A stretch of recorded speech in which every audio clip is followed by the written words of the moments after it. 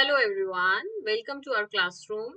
जैसा कि आप सब जानते हैं, हमने अकाउंटिंग की एक सीरीज स्टार्ट की हुई है जिसमें हमने goodwill valuation and methods successfully complete कर लिया है। जिन्होंने वो वीडियो नहीं देखा है वो वीडियो देखें। That chapter is very very easy and this series is very useful for class 12th BCom students, MCom students and for various competitive examinations.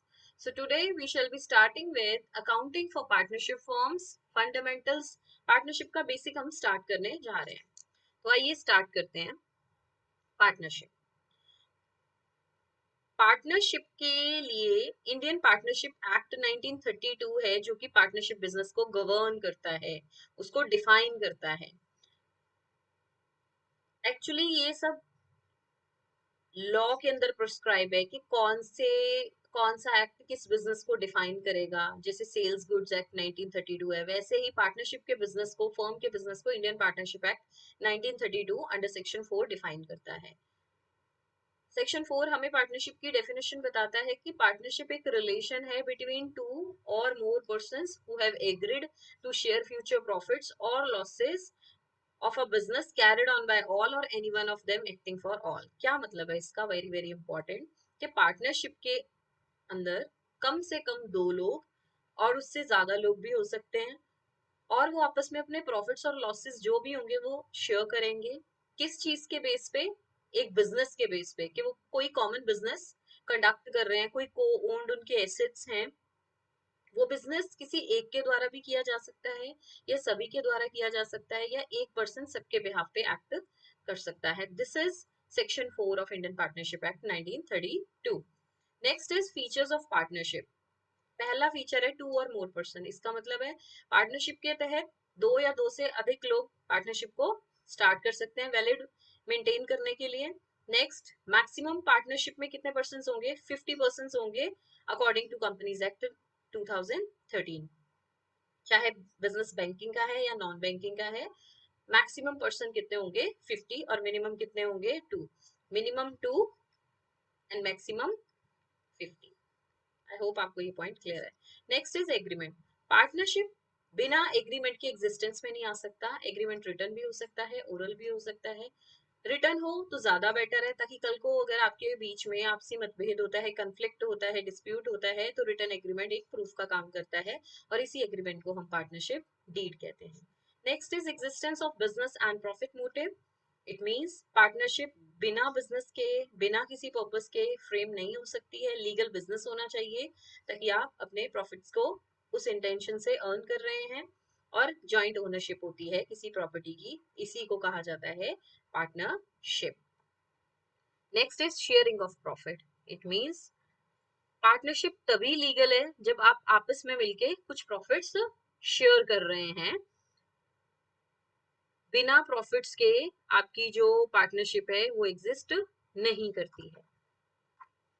Sharing of business. Next is business carried on by all और any one of them acting for all. अभी हमने देखा कि business एक person भी carry कर सकता है और सब कर सकते हैं, या एक पर्सन सबके बिहाफ पे एक्ट कर सकता है।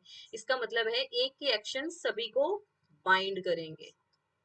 Next, relationship of principal and agent. हर पार्टनर जो है वो फर्म का एजेंट है और पार्टनर भी है फर्म का। एजेंट वो तब बनता है क्योंकि वो सब अपने एक्ट से सभी पार्टनर्स को बाइंड कर सकता है, because he himself can be bound by the acts of other partners. वो अगर मिस्टर एक्स और वाई पार्टनर्स हैं और एक्स एक्ट कर रहा है एज अ एजेंट, तो वो वाई को भी बाइंड करेगा। अगर Y as a agent deal कर रहा है तो वो एक्स को भी बाइंड करेगा। So this is all about the features और the nature of partnership firm. अब हम डील करते हैं पार्टनरशिप डीड के साथ। पार्टनरशिप डीड क्या है? अभी हमने पढ़ा partnership deed is nothing but एक रिटर्न एग्रीमेंट है basically. This is very important for class 12 board में। इस बार भी बोर्ड एग्जामिनेशन में रिटर्न एग्रीमेंट या पार्टनरशिप डीड क्या होता है इसके बारे में पूछा गया था। पार्टनरशिप डीड का मतलब है एक रिटर्न एग्रीमेंट जो कि पार्टनर्स के बारे में बताता है कि उनकी क्या टर्म्स हैं बिजनेस को लेके। इसे हम आर्टिकल्स ऑफ पार्टनरशिप भी कहते हैं। जैसे कंपनीज एक्ट में आपका आर्टिकल ऑफ एसोसिएशन होता है, सिमिलरली पार्टनरशिप एक्ट 1932 में आपके पास आर्टिकल्स ऑफ पार्टनरशिप होता है। इसके अंदर कोई ज्यादा भयंकर चीज नहीं है जो आपको ना समझ आए।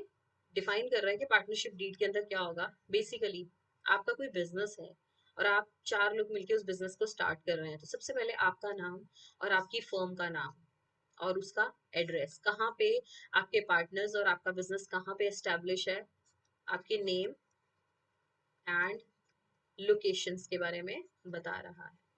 नेक्स्ट, पार्टनर्स का नाम और उनके इंडिविजुअल एड्रेस को भी बता रहा है।